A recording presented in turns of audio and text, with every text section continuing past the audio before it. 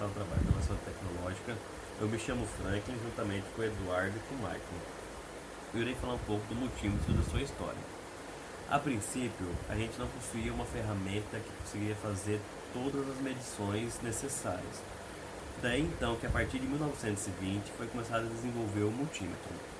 Um engenheiro do correio sentiu a necessidade de ter uma ferramenta que ele pudesse carregar menos números de materiais numa obra, para realizar uma obra num sistema de comunicação ou de energia. A princípio, o multímetro ele media só a tensão, a corrente e a resistência, e foi chamado de avômeter. Com o decorrer dos anos, foram desenvolvendo novas tecnologias e novos sistemas de medições dentro do aparelho. Hoje em dia, no mercado a gente encontra uma grande variedade desse aparelho para se comprar e de vários, como posso dizer, vários objetivos, várias medições. A maioria das diferenças se dá pelas marcas, pela aplicação que será realizada e na área que ele será destinado, né? Hoje em dia a gente temos uns multímetros digitais e analógicos. O multímetro hoje em dia na engenharia elétrica ele é uma ferramenta principal, tanto para o engenheiro quanto para o eletrotécnico, pois você não consegue diagnosticar nem realizar um serviço sem ter um amparo dessa ferramenta para conseguir, como posso dizer, achar onde está o erro ou o que pode ser o erro tanto numa máquina quanto num circuito de uma instalação. Por isso que eu considero o multímetro uma das principais evoluções para a engenharia, por causa que hoje em dia ela contribui muito com o engenheiro, pois se pararmos para analisar os tipos de medição que tínhamos no passado, o trabalho que nós teríamos seria dobrado com a tecnologia que a gente possuímos hoje. Fala pessoal, eu vou falar sobre inovações disruptivas, que são aquelas quando quebram-se paradigmas a partir de uma inovação revolucionária e novos conceitos, novas necessidades são criados a partir dela. Vou falar sobre o Fordismo, que aconteceu no início do século XX, por Henry Ford, que se concretizou e foi idealizado para a produção em massa de carros. A ideia de Ford era popularizar o carro. E para isso ele criou um sistema de produção em série em que os carros eram postos em linhas e a cada movimento da linha se adicionava e se fazia uma parte do carro, né? Por exemplo, colocava a porta, pneus, motor, enfim. E ele conseguiu atingir 98 minutos por carro, né? Que é uma produção muito interessante, a preços competitivos e acessíveis para os trabalhadores americanos. Ele também, no meio do caminho, criou diversas outras tecnologias e novos conceitos. Ele, por exemplo, patenteou 160 vezes, ele teve 160 patentes realizadas e registradas. No meio do caminho ele criou, por exemplo, um sistema de franquias, porque ele precisava vender os carros deles, então ele precisava pulverizar essas vendas em todas as cidades americanas, em diversas capitais pelo mundo, né? Ele inclusive salvou uma outra indústria, que foi a indústria do petróleo. Isso é uma curiosidade, porque naquele mesmo momento aconteciam outras inovações e uma delas era a lâmpada elétrica.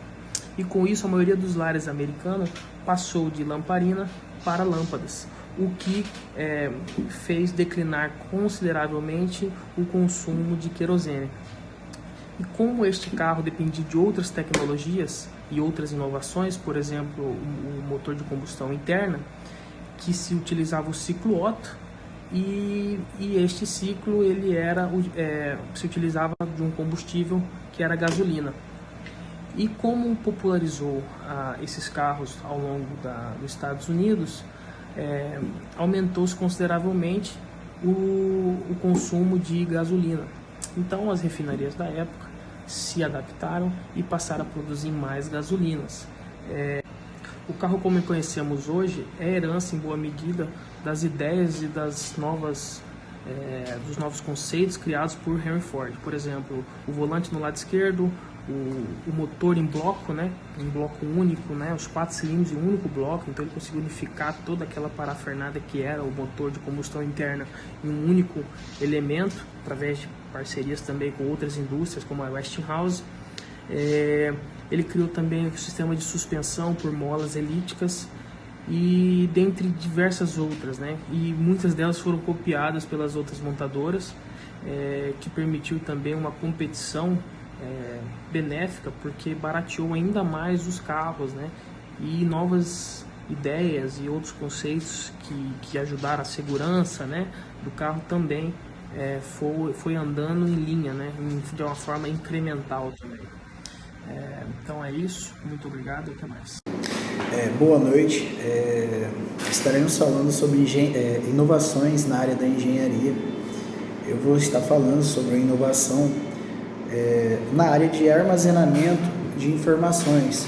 Antigamente, os primeiros discos de armazenamento portátil que a gente tinha eram os famosos disquetes, que sua capacidade de armazenamento variava entre 80 KB a 1,4 MB.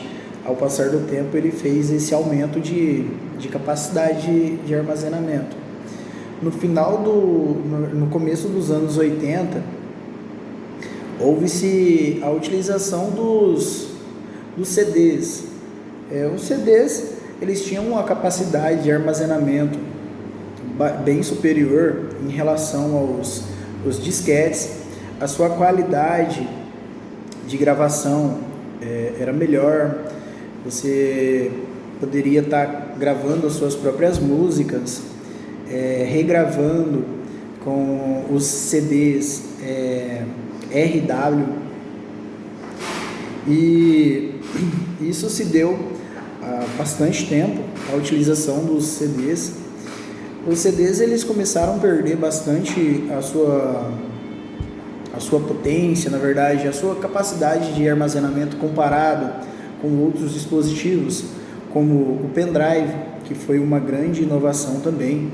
Que os pendrives, eles vieram com a capacidade de armazenamento de 10 GB, 12 GB, 32 GB, 64 GB e aí por diante. E hoje nós temos um disco móvel que se chama também o SSD, que ele é praticamente como se fosse um pendrive, com uma característica construtiva um pouco maior, que hoje a sua capacidade de armazenamento varia em torno de 1 tera, 2 teras, e nós temos no mercado à disposição. Essa inovação que aconteceu com esses materiais de armazenamento foram significativamente muito bons para as pessoas, né? Porque conseguimos carregar mais informações, conseguimos guardar nossas coisas com mais, como se diz, com mais qualidade e tudo isso.